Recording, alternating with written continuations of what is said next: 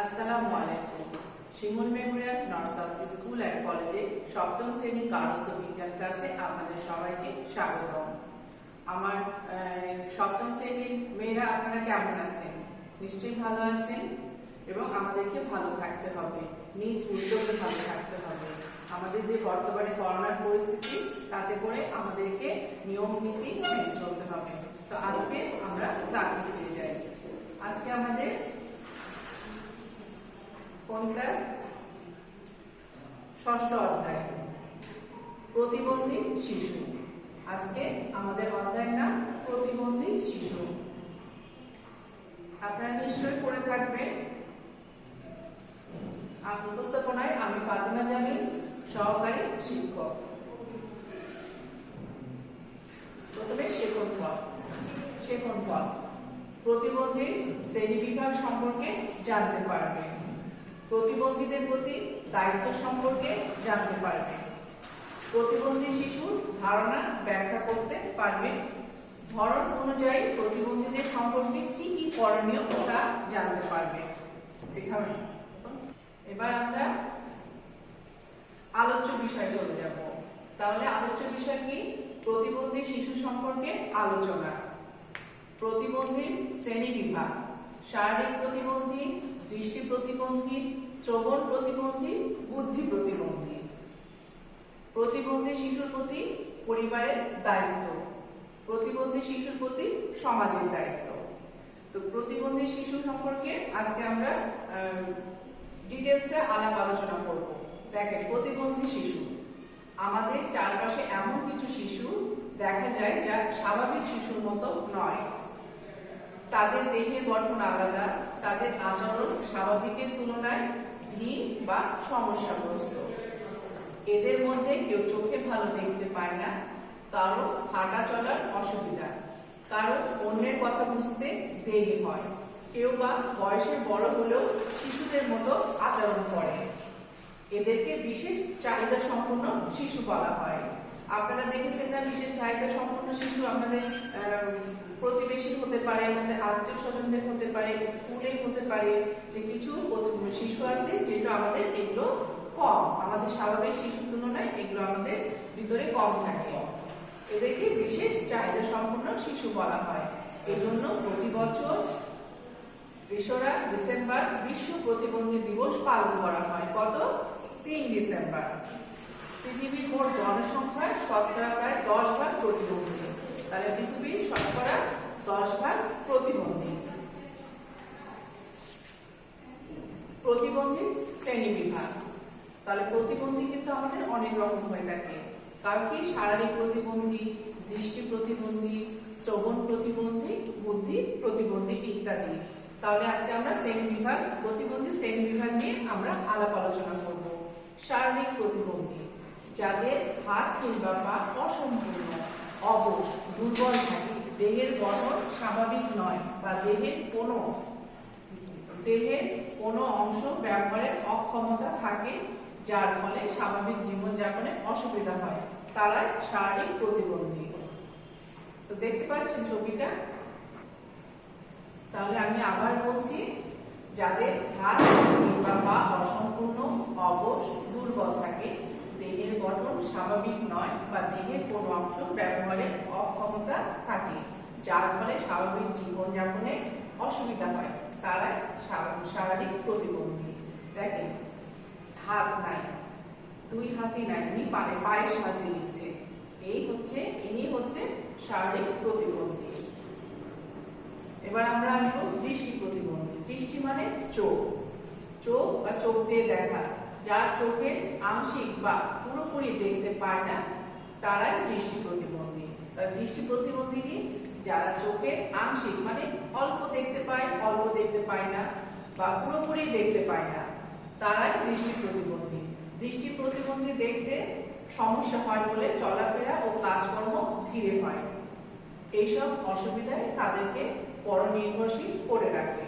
তাহলে দৃষ্টি প্রতিবন্ধীকে কি করে রাখে? পরনির্ভরশীল। কারণ তারা তো দেখতে পায় না, তাই না? দেখতে না পেলে কাজ করবে কিভাবে? তাদের কাজের ক্ষমতা, চলাফেরা সবকিছু ধীর গতিতে এগিয়ে যায়। তাহলে এই যে দেখেন, দৃষ্টি প্রতিবন্ধী। আমাদের কি উচিত হবে? কোনো দৃষ্টিবন্ধী কোনো দৃষ্টি প্রতিবন্ধী দেখলে তাদেরকে সাহায্য করা, একটু হলেও তাদের দিকে এগিয়ে আসা। এবং শ্রবণ প্রতিবন্ধী, যাদের শোনার ক্ষমতা ঘাটতি, যাদের কারণে কথা শুনতে বা বলতে সমস্যা হয়, এদেরকে বলে শ্রবণ প্রতিবন্ধী। শ্রবণ মানে শোনা, কান। শ্রবণ প্রতিবন্ধী এদের ক্ষেত্রে বধির বা কালা এবং কানে খাটো ইত্যাদি শব্দ ব্যবহার করা হয়।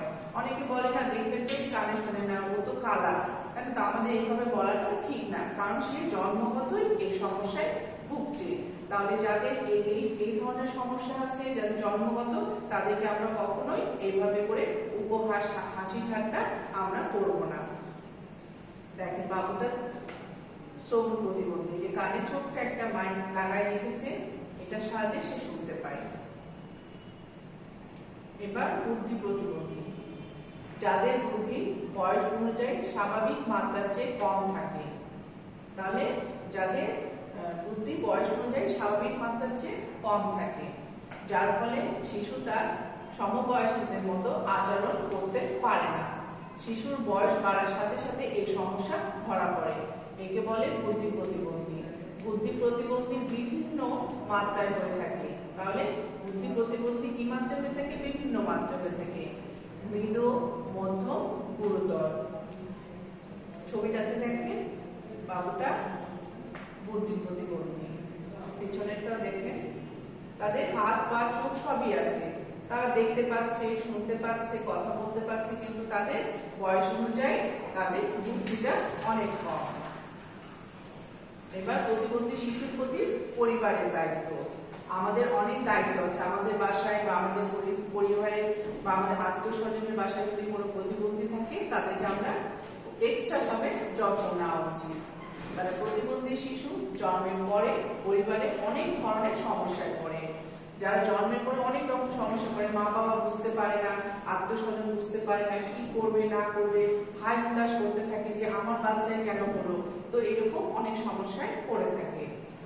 পরিবারটি যখন সন্তানের অস্বাভাবিকতা বুঝতে পারে, তখন তারা চিকিৎসকের কাছে নিয়ে যায়।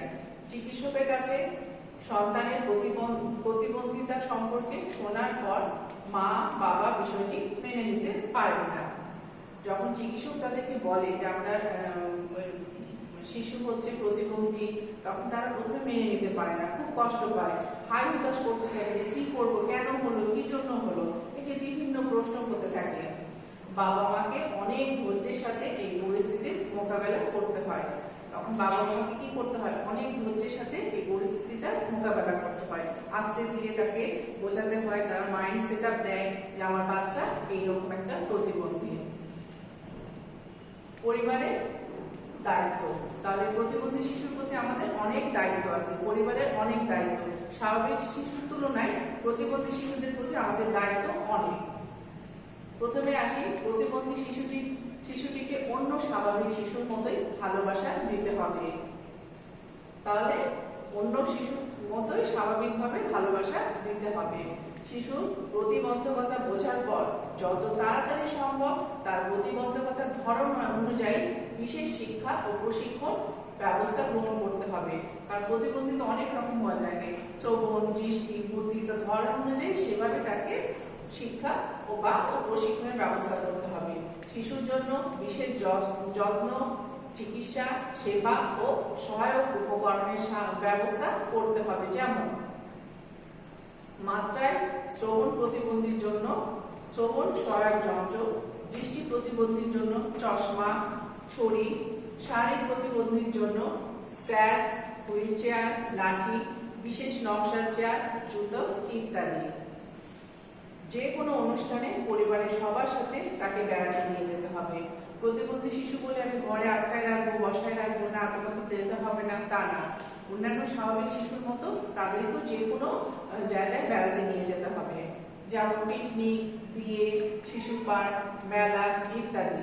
যে কোনো পারিবারিক বা সামাজিক অনুষ্ঠানে তাদেরকে নিয়ে যাওয়াটা খুবই জরুরি।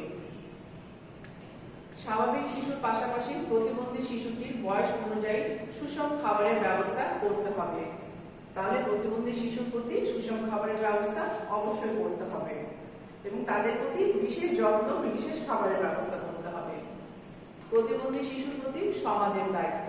প্রতিবন্ধী শিশুর প্রতি শুধু পরিবারের না, আমাদের সমাজেরও কিছু দায়িত্ব আছে। প্রতিবন্ধীর ধরন অনুযায়ী আমাদের অবশ্যই বিশেষ শিক্ষা ও প্রশিক্ষণ দেওয়ার প্রয়োজন ব্যবস্থা গ্রহণ করতে হবে। তাহলে কি করতে হবে? বিশেষ শিক্ষা ও প্রশিক্ষণের ব্যবস্থা গ্রহণ করতে হবে। দৃষ্টি প্রতিবন্ধীদের জন্য বেল পদ্ধতি বোঝেন? যারা দেখতে পায় না, তাদের এক রকমের পেপার পাওয়া যায় যে উপরে একটু ওঠা, সেটাকে ধরে তাদের লেখাপড়ার একটা পদ্ধতি, সেটাকে বলে বেল পদ্ধতি। শ্রবণ ও বাক প্রতিবন্ধীর জন্য ইশারায় ভাষা শিক্ষা, বুদ্ধি প্রতিবন্ধীদের জন্য কাজ নিজে করতে পারার প্রশিক্ষণ দিতে হবে। তাহলে শ্রবণ ও বাক প্রতিবন্ধীদের জন্য নিজের কাজ নিজে করতে পারার প্রশিক্ষণ দিতে হবে, যেন সে উপার্জন করে খেতে পারে। উপার্জন করার ব্যবস্থা করতে হবে। শিক্ষকেরা তাদের প্রতি যত্নবান হবে, শিশুটি যেন আত্মনির্ভরশীল হতে পারে। তাহলে আমাদের কি করতে হবে? শ্রবণ বা প্রতিবন্ধীদের জন্য আমাদের বিশেষ যত্ন নিতে হবে এবং আমাদের তাদেরকে এমনভাবে তৈরি করতে হবে যেন তারা আত্মনির্ভরশীল হতে পারে। প্রতিবন্ধীদের ধরন অনুযায়ী খেলাধুলার আয়োজন করতে হবে, যেমন দৃষ্টি প্রতিবন্ধীদের গল্প শোনানো, শ্রবণ প্রতিবন্ধীদের সাথে দাবা খেলা, বুদ্ধি প্রতিবন্ধীর সাথে গান, গল্প, ছবি আঁকা ইত্যাদি। তাহলে প্রতিবন্ধীর ধরন অনুযায়ী আমরা বিভিন্ন রকমের খেলার আয়োজন করতে পারি, তাই না? এখন যদি আমি দৃষ্টি প্রতিবন্ধীকে দাবা খেলতে বলবো, সে কি পারবে না। তাকে কি করতে হবে? গল্প শোনাতে হবে, যেন সে গল্প শুনে, গান শোনাতে হবে, তাই না? তাদেরকে বিভিন্ন ধরনের উপার্জন করার জন্য বৃত্তিমূলক প্রশিক্ষণের ব্যবস্থা করতে হবে। এটা সমাজের একটা দায়িত্ব। দরিদ্র প্রতিবন্ধী হলে তার জন্য আর্থিক সহায়তার উদ্যোগ নিতে হবে। কোনো প্রতিবন্ধী গরিব বা অসহায়, তাদেরকে কি করতে হবে? আর্থিকভাবে উদ্যোগ নিতে হবে। প্রতিবন্ধী শিশুর প্রতি ইতিবাচক মনোভাব নিয়ে নানাভাবে সমাজ সাহায্যে এগিয়ে আসতে হবে। তাহলে প্রতিবন্ধী শিশুদের প্রতি ইতিবাচক মনোভাব আমাদের রাখতে হবে। প্রতিবন্ধীর খেলা দেখেন, প্রতিবন্ধীদের খেলাধুলা কি সুন্দর করে খেলছে। এটা প্রত্যেকেই প্রতিবন্ধীদের যতটা পারি আমরা আনন্দ দেওয়ার চেষ্টা করব। মূল্যায়ন